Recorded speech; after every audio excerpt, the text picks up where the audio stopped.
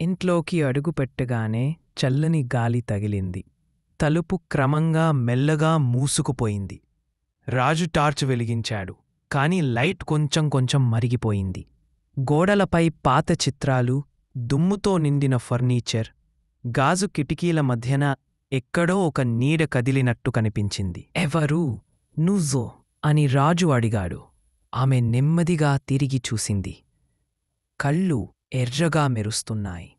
రాజు గుండె దడదలాడింది. ఒక్కసారిగా లైట్ ఆపిపోయింది. చీకటిలో ఆమె స్వరం వినిపించింది. ఇక్కడి నుంచి ఎప్పుడూ బయటికి వెళ్ళలేవు. రాజు కేక వేసి తలుపు వైపు పరుగెత్తాడు. కాని తలుపు మూసుకుపోయింది.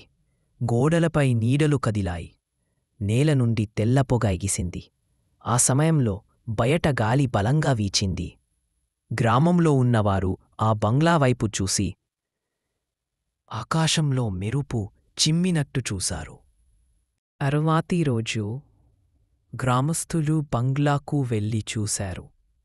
తలుపు తెరచి ఉంది. కాని రాజు ఎక్కడా కనిపించలేదు. కేవలం ఒక టార్చ్ నేలపై పడి ఉంది.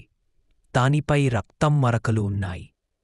ఆ రోజుకి తరువాత రాత్రి 12 గంటల సమయంలో ఆ ఇంట్లో ఎవరో సహాయం చెయ్యండి అని కేకలు వేస్తున్న శబ్దం వినిపించేది. గ్రామంలో ఎవరూ ఇక ఆ దిశగా. అలా ఆ పాత బంగ్లా ఇప్పటికీ ఆ గ్రామంలో ఒంటరిగా నిలబడి ఉంది. ప్రతి రాత్రి 12 గంటలకు ఒక కొత్త అతిథిని ఎదురుచూస్తూ